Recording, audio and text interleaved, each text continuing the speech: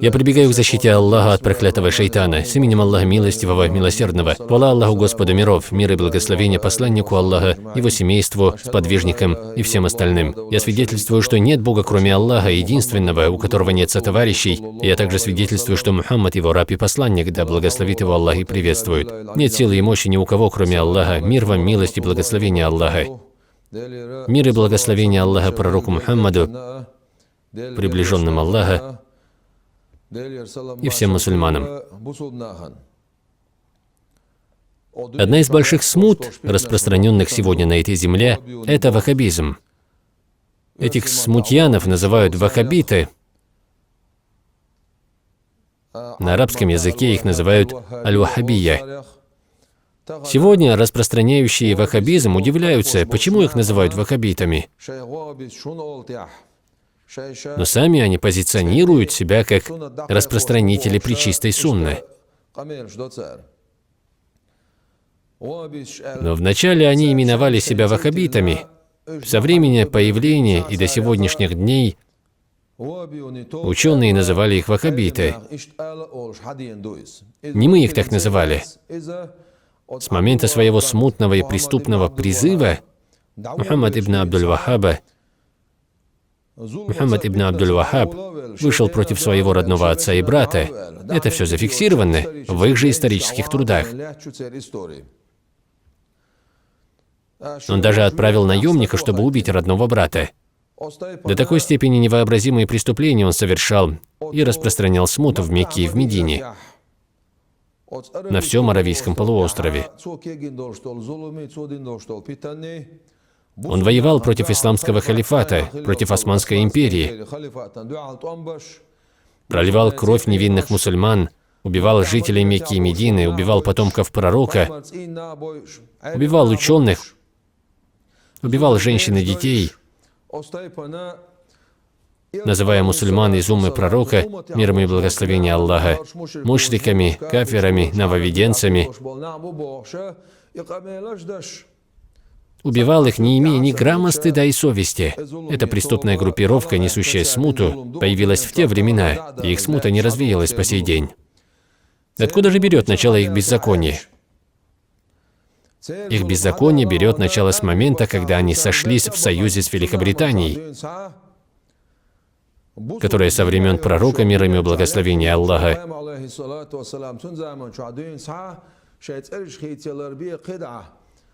и до 20 века боролась с исламским халифатом, у которого менялись лишь имена, которое усердствовало в попытках развалить исламское государство. Более 200 лет, когда Мухаммад ибн Абдуль-Ваххаб вышел со своей смутой и преступлениями, эта зараза, эта болезнь не проходит.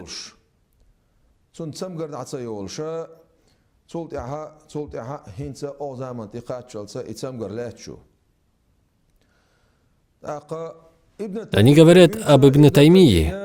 К примеру, касаемо Ибн Таймии, мы говорим следующее. Сегодня такие, как Чумаков Камзат, что они недостойны того, чтобы называть даже их имена, ведут разговоры,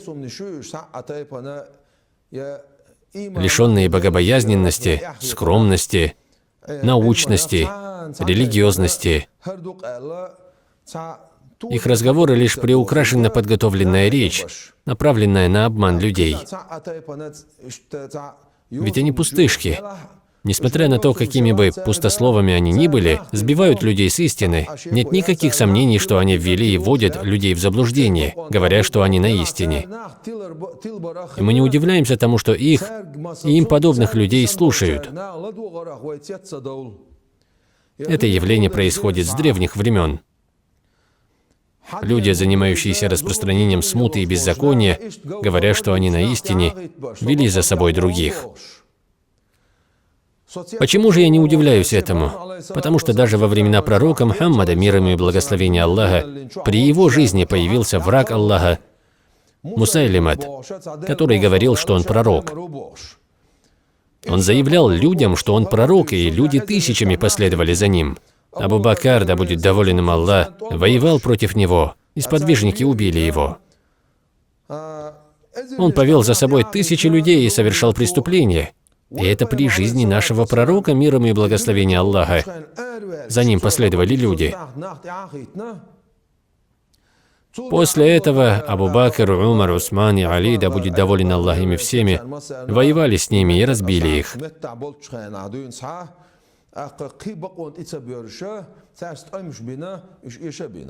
Мы это говорим к тому, что от того, что их слушают люди, что за совершающими преступлениями и смуту следуют люди, мы этому не удивляемся. Потому что между плохим действием и человеком шайтан не стоит. Шайтан не отговаривает от этого плохого действия. А между хорошим действием и человеком шайтан стоит, чтобы ты не делал хорошее. Клянусь Всевышним Аллахом трижды, что я говорю это не ради политики. И до сегодняшнего дня не говорил. С момента, как я начал изучать эти буквы, с 90-х годов, с момента, как в Чечне появились эти враги Аллаха, эта речь не убавлялась, если только не прибавлялась. Я говорю это ради Аллаха, чтобы мусульмане приобрели пользу от этого, чтобы предостеречь мусульман, а не ради политики, не ради денег или должности, не ради того, чтобы угодить кому-то, не потому что я испугался, а ради Аллаха. Если человек говорит не ради Аллаха, а ради чего-то другого, то он не мужчина. Чумаков говорит об Ибн Таймии. Он говорит, что не родила мать мужчину достойнее его. Он считает, что я должен сохранять аманат знания. А он не должен сохранять аманат знания. Сохранение аманата знания означает сохранение знания от искажения. Если спросить его, то он может говорить все, что угодно. И все, что он натворил, должны разгребать все остальные. Он говорит, что вздумается, а последствия на других.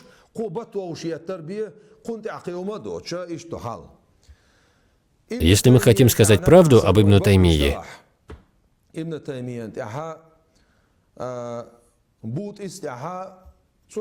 то ученые относительно него разделились на три группы. Первая группа – это подобно вам, ваххабитам, несправедливо возвышающая его степень.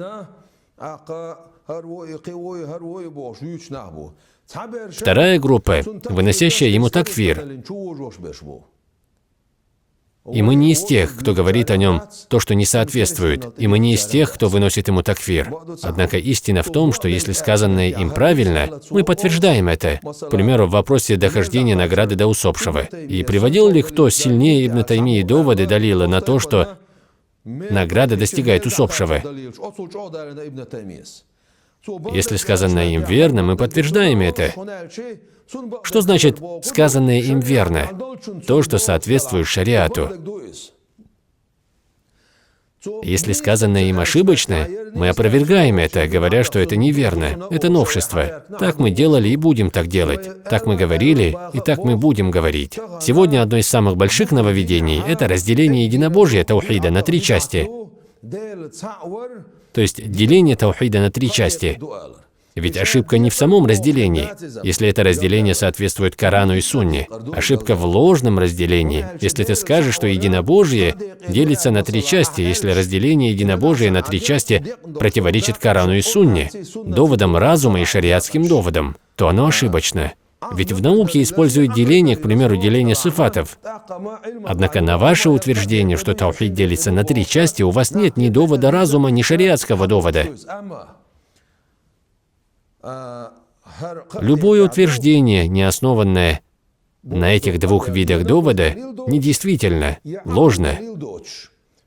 Ведь это не я сказал, это слова великих ученых, начиная со времен пророка, мир им и благословения Аллаха.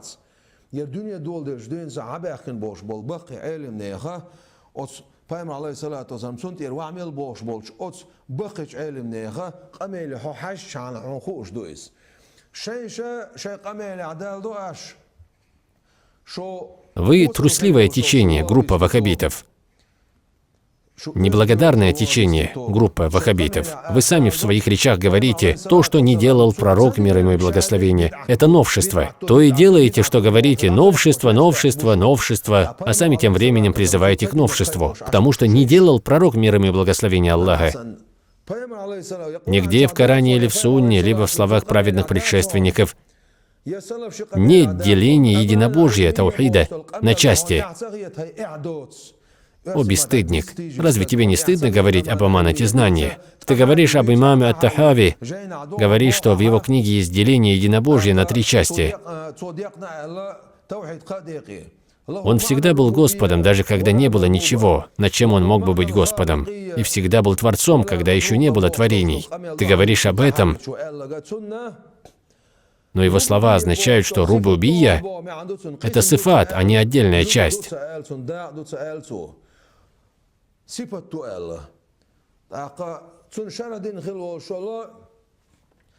Ибн Абиль-Из, канафит, мушаббих, антропоморфист, последовавший за Ибн Таймией, в своих комментариях к Тахави разделил единобожие. Он был из числа последовавших за Ибн Таймией, живший в 700-е годы по хиджре.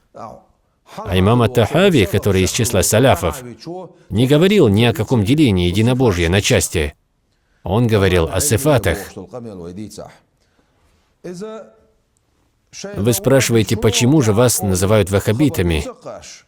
Нас называют ваххабитами, нас называют шайтанами.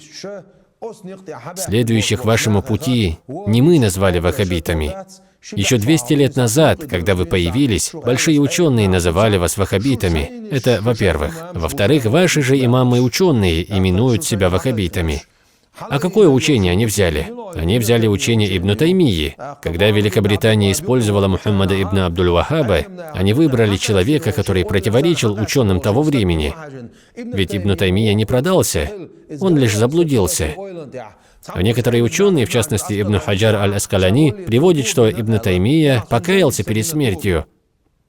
Однако его труды не покаялись. И что из этого вышло? Грязные куфары, лицемеры, которые хотели погасить религию ислам, взяли его учение, и Мухаммад ибн Абдуль-Вахаб сошелся с ними в союзе. И вы призываете людей к учению, к его словам, к его пониманию религии, к его вероубеждению, то есть продолжаете его призыв. И вы не можете сказать «нет». Есть книга «Суннитский дар» и «Ваххабитский ниджийский подарок». Ваххабиты сами 95 лет назад называли так свои труды. Этот труд составил Сулейман ибн Самхану ан-Наджди. Книга была издана по велению короля Хиджаза и султана Неджда Абдул-Азиза из рода Сауда.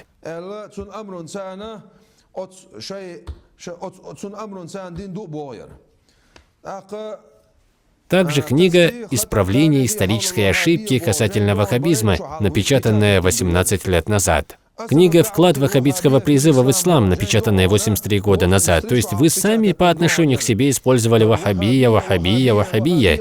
95 лет назад, 83 года назад и сейчас. Книга, разделяющая различия между ваххабитами и расходящимися с ними, все эти книги издаются и распространяются самими ваххабитами еще 100 лет назад, оглашая себя ваххабитами. Если посмотреть на содержание этих книг ваххабитов и того, что вы говорите, это одно и то же. И что тогда из этого получается? И слова имама Ас-Сави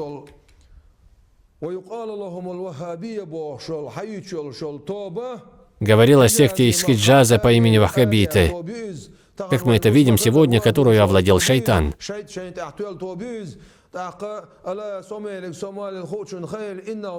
Поистине, они партия сатаны.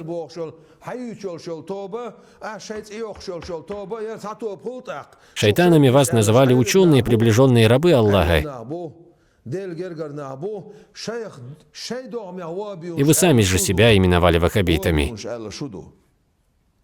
Если вы чуть-чуть покопаетесь в вашей же истории, поймете. Сегодня, взяв в руки листок бумаги, встав на минбар, ты думаешь, что ты несешь что-то дельное? Для начала спроси того, кто дал тебе этот листок в руки. А можно ли читать то, что на нем? Или хотя бы сам посмотрел бы, хотя ты сам ничего толком не знаешь. Просил бы ты тех, кто в ухо тебе шепчет. Если бы ты сам знал, насколько это недостоверно, возможно, ты не стал бы этого говорить.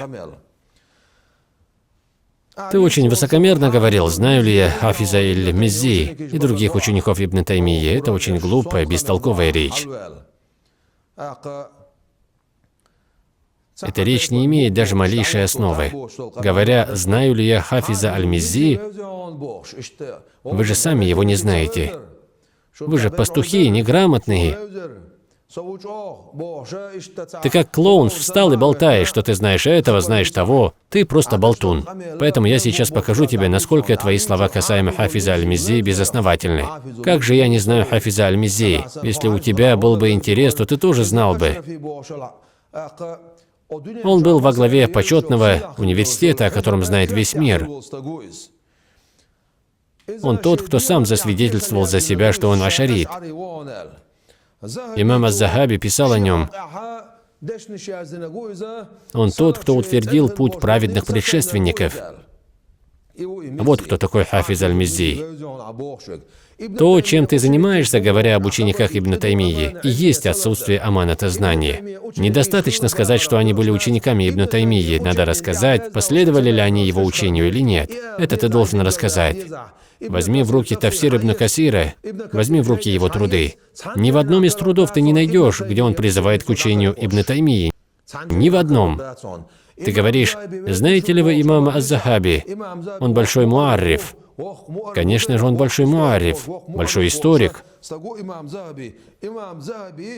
Почему ты тогда не расскажешь слова имама аз-Захаби касаемо Ибн Таймии? Вы же коварные, вероломные нечестивцы. У вас нет ни капли стыда. Вы говорите эти вещи, потому что вы бесстыдники. Сказал имам аз-Захаби в своей книге «Сияр аль-Нубаля» об Ибн Таймии.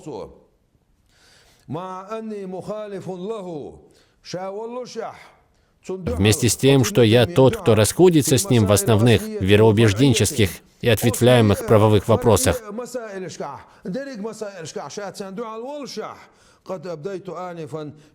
Мне кажется, касаемо вышеупомянутого, что его ошибка в этом прощена Аллахом. То есть он говорит, что, скорее всего, Аллах смилостивился над ним за его ошибки. Он показывает, что он противоречил ему. Но все же, за его старания Аллах, скорее всего, смилостивился над ним. В этих словах он, имам аз-Захаби, указывает на свою непричастность к учению Ибн Таймии. Вот эти места, где необходимо сохранять аманат знаний. Ты должен знать, что когда ты исказил слова имама ат-Тахави,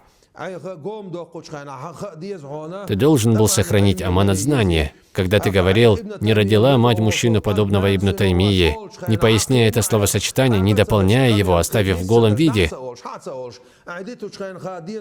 ты должен был сохранить аманат знания. Когда ты говоришь об Ибн Касире, аль-Миззи, аз-Захаби, Ибн Муфли, аль-Ханбали, ты должен сохранять аманат знания.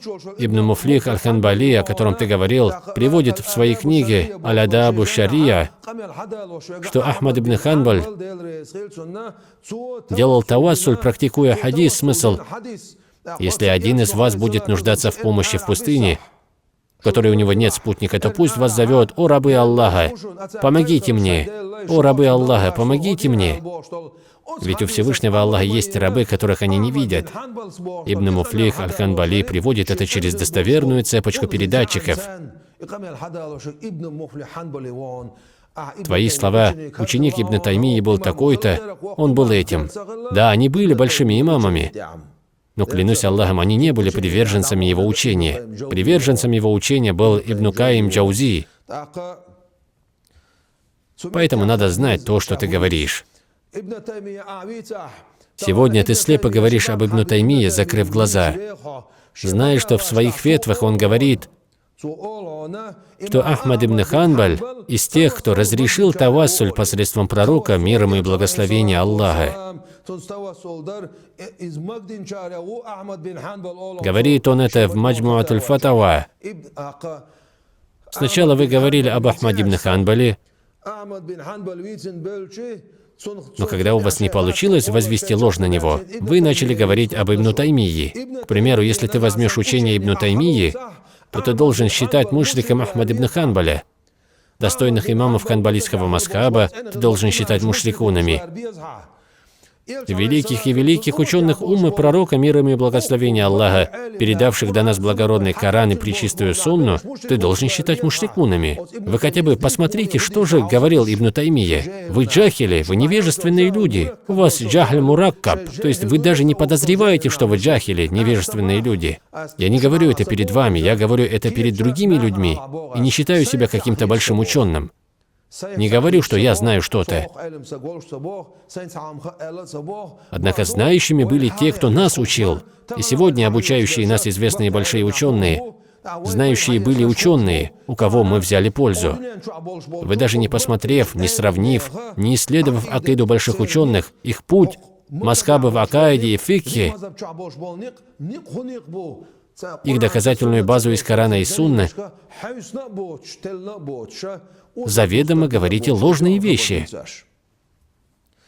Твои слова, адресованные мне, знай, Ибн Таймия был муджахидом, сражался против татар, а вы никто, чтобы сражаться, это вы недостойные люди. Я не считаю мужчинами тех, кто считает вас ваххабистов мужчинами. Я не считаю достойными тех, кто считает вас, ваххабитов, достойными. Ведь я хочу сесть с вами за стол не потому, что считаю вас достойными, а для разделения грани между ложью и истиной.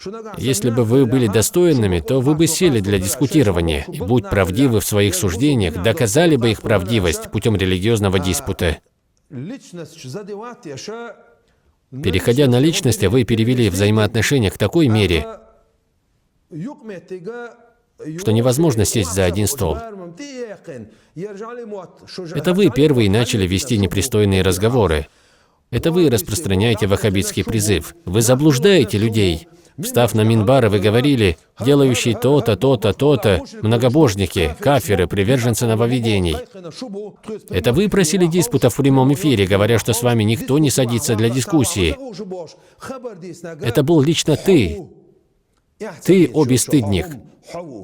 Хорошо, тогда, когда мы ответили на вашу просьбу собраться для дискуссии, множество раз просили вас собраться для диспута. Вы отказались.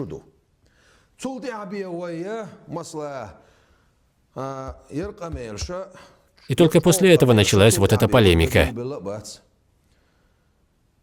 И даже сегодня мы заявляем вам, если вы являетесь мужчинами и считаете себя достойными людьми,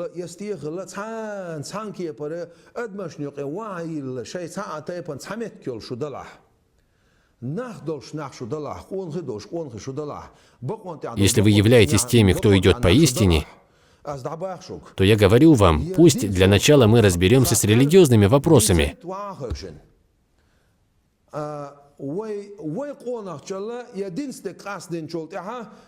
Покажите тем людям, которых вы заблудили, что вы на истине, а мы в заблуждении, что мы не правы. Докажите им в диспуте, что мы заблудшие. А после, как мы разделим грань между ложью и истиной, мы посостязаемся с тобой в мужестве сколько тебе угодно. Посостязаемся в стойкости и в мужестве.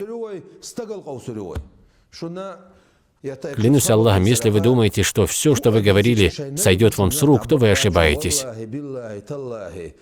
Клянусь Аллахом, сколько бы ни прошло времени, вас призовут к ответу за ваши слова. В этом нет никаких сомнений. Ответить придется и по исламу, и по нашим вайнахским обычаям.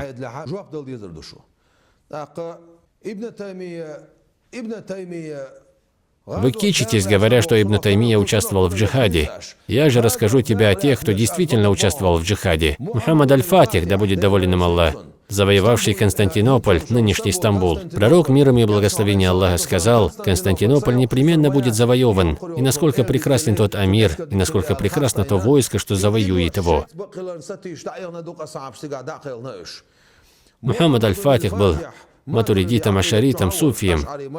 Все времена. Только акида ашари и матуриди является вероубеждением ахли сунна валь джамаа. Салахуддин аль-Аюби, о его достижениях история говорит по сей день. Он был большим ученым, он был специалистом ашаритской акиды, суфием. Знай, он завоеватель Иерусалима, который разбивал большие войска крестоносцев. Саид Ахмад аль-Бадауи, потомок пророка, принимал участие в джихаде, был ключевой фигурой. Умар аль-Мухтар, предводитель большого джихада в Ливии, на протяжении десятка лет вел джихад на пути Аллаха. Ашарит, суфи тариката Санусия. Имам аш-Шазали, ашарит, суфи шазалийского тариката, большой ученый, приближенный раб Аллаха. Куттуз из Ирака. Когда татаро-монголы убили почти всех ученых, остальные перебрались в Шам и оттуда переселились в Миср.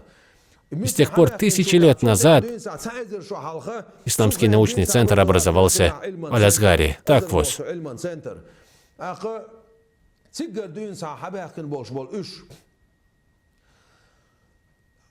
Куттуз противостоял Хуляку, внуку Чингисхана, татаро-монголам. Он был ашаритом, суфием. Они все придерживались мазхаба, и мы на том же, на чем были они. Так что вы хотите сказать?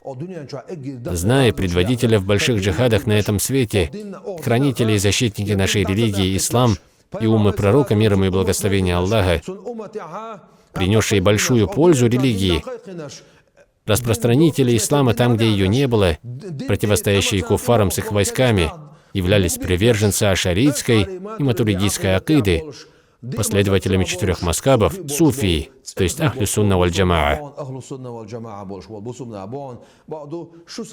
Знаешь ли ты, что сделали вы, грязное ваххабитское течение из Неджда? Вы, зарыв Мекку и Медину, убили 5000 человек. Убили 2000 человек из Йемена, идущих совершать хадж. Убили потомков пророка, убили приближенных рабов Аллаха, убили ученых, и сегодня вы убиваете. Эта земля переполнена вашей смутой и преступлениями. Знаешь ли ты, кто среди твоих подписчиков, среди твоих поклонников, о которых ты говорил, что их тысячами? Ты зайди на любой ваш ресурс, найдешь там людей с флагами грязных игиловцев, партии Иблиса, которые мучают мусульманский мир. Люди, распространяющие ИГИЛ, ставят тебе лайки, пишут положительные комментарии. Вот кто среди твоих поклонников. Симпатизирующие ИГИЛу симпатизируют и тебе. Вы пустышки, о которых даже и не стоило говорить. Но вред, исходящий от вас, большой, слишком большой для мусульман. Поэтому я не могу не назвать вас, нечестивцев, грязными, подлыми людьми. Мы уже видели, насколько ты правдив, насколько ты молодец. Ты даже не мужчина.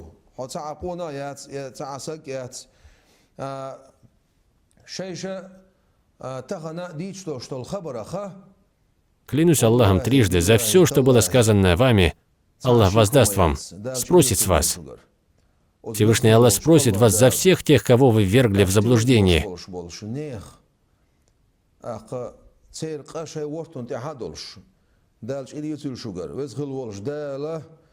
Да разочарует вас Аллах за высказываемую вами ложь. В завершение я скажу, твои слова «на сегодня я здесь, я готов бороться»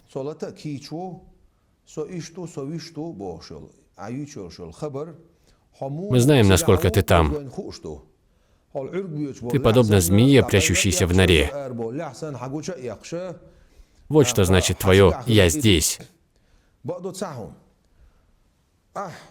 Если ты мужчина, если ты принадлежишь к мужскому полу, если ты мусульманин, выбери определенное время и место и скажи: в этот день и в этот час я буду тут. Приходите с вашими доказательствами. Я говорю тебе, что мы разберемся с религиозными вопросами. Ты хочешь выглядеть мучеником? заниматься болтологией, но не диспутировать, увиливать как женщина и уйти от диспута.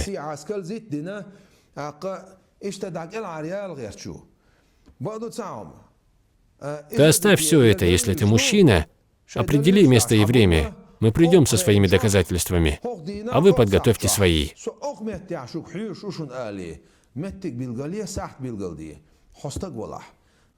И я хочу обратиться всем тем, кто меня слушает. В своей речи в некоторых местах я выразился резко.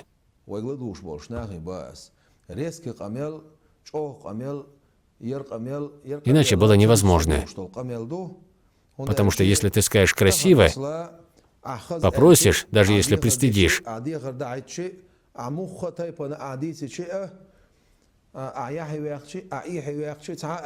он не соглашается на диспут, сидит, спрятавшись в норе. А что он знает-то сам? Окружил себя шакалами. Они те же недостойные пустышки. Они кнопочные герои из интернета. А когда сталкиваешься с ними лицом к лицу, нет у них мужества сказать что-то. Сказать «я говорил так». Он знает, что вокруг него есть люди. Если прийти к нему, то это закончится столкновением и пролитием крови. И он говорит это, прекрасно понимая, что так будет. Мы не боимся вас. Мы ждем, чтобы сесть друг против друга, подискутировать и выявить истину для людей.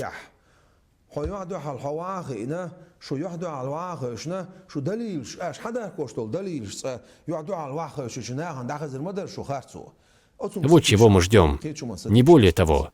Спор, который между нами, не национальный. Я говорю это потому, что ты приплетаешь нации, потому что вы, бесстыдники, говорите чеченцы, ингуши. Ни один раз во всех наших разговорах мы не упоминали национальность, не сказали мы чеченцы, вы ингуши.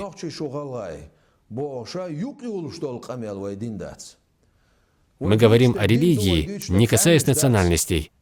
Мы говорили множество раз, что чеченцы и ингуши – один народ. Спор, который между нами, очень большой. Это вы хотите рассорить наши братские народы. Именно от вас исходит идеологический беспорядок. В Ингушетии нет ни одного села, где меня не приняли. Ты болтаешь, что Шахидов Адам не любит народ и тому подобный бред. Если Адам Шахидов, я и другие приедут в Ингушетию, любое село нас примет, проявит гостеприимство. И нет таких населенных пунктов, где нам не окажут радушный прием.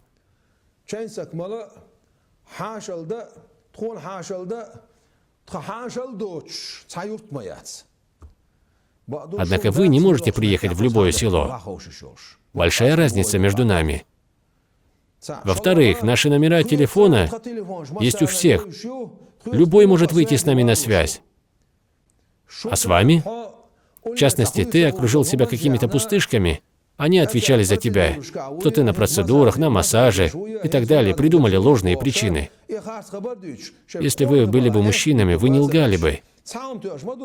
Если человек врет в одном месте, значит, он врет везде. Они говорили, он перезвонит, он сейчас на массаже, он на процедурах, сейчас он отдыхает, он перезвонит. Лгали таким образом. А как еще надо солгать? Не перекладывайте на других то, что было сказано в ваш адрес.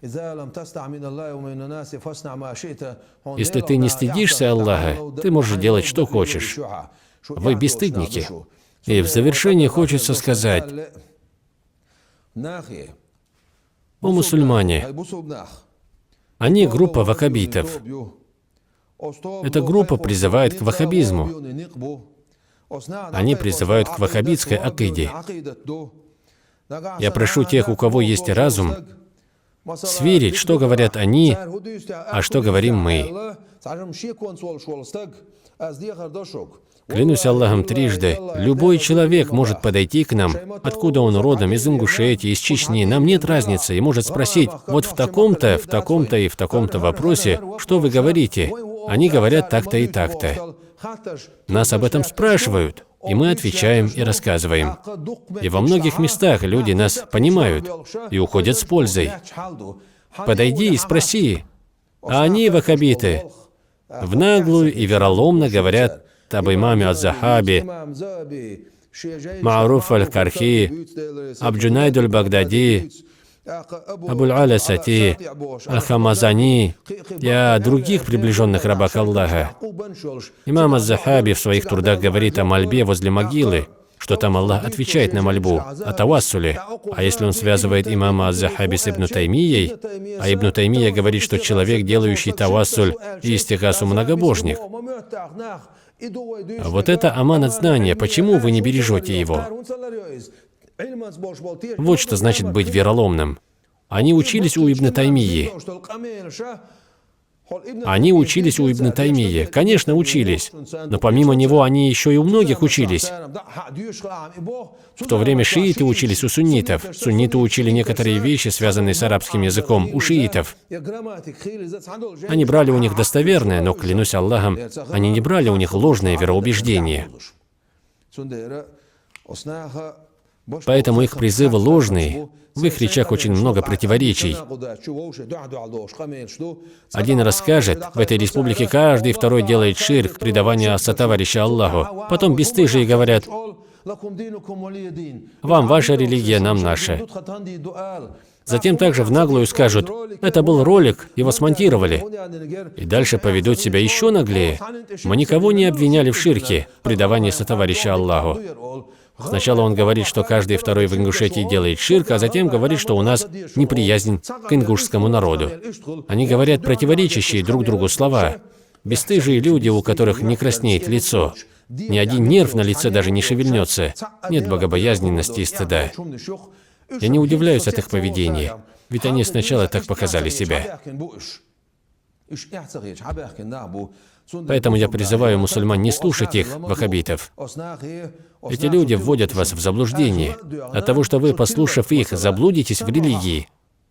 Лично для меня ничего не прибавится и не убавится. Мое дело довести до вас истину. Поэтому мы доводим до вас истину. Однако, если вы заблудитесь, вы попадете в ад. Это будет для вас проблемой. Если вы заблудитесь, в дунья и в ахирате это обернется вам несчастьем. Я хочу, чтобы вы знали, то, что мы говорим, всегда было одно и то же. Не подобно Чумакову Хамзату, который сначала делал зикр, читал мавлид, затем изрекал, чтобы тем, кто делает зикр, говорили, вам ваша религия, нам наша религия. Затем про тех, кто читает мавлид, празднует день рождения пророка Мухаммада, мир ему и благословения Аллаха, говорил, они хотят тусовку. А потом позже говорил, этот ролик смонтировали. Я являюсь хаджи-мюридом. Затем я не хаджи-мюрид. Потом я мюрид всех устазов. Много чего ты говорил. Про Ибн Таймию, про ваххабизм, про ширк, про куфр. Все темы обсудил. Когда учился в Аль-Азгаре, занимался одним. Когда приехал после учебы, говорил другое. Мы не подобны тебе. Как мы встали на ноги, мы говорили и делали одно, и шли по одному пути. И сколько будет душа в теле, только и будем идти по этому пути. И это не потому, что я муфтий. В этом нет ничего такого, что я муфтий. Я не горжусь этим. Иншаллах, пока я жив, несмотря на то, муфтий я или нет. Я говорил об этом искренне ради Аллаха. И буду говорить, иншаллах. Мы просим у Аллаха, чтобы восторжествовала истина и сгинула ложь. Как говорил Ахмад Хаджи, он говорил это своей маме. «О, моя мама, ты не проси у Аллаха победы для меня, ты проси у Аллаха победы для истины. О Аллах, пусть восторжествует истина. Мир вам, милость и благословение Аллаха».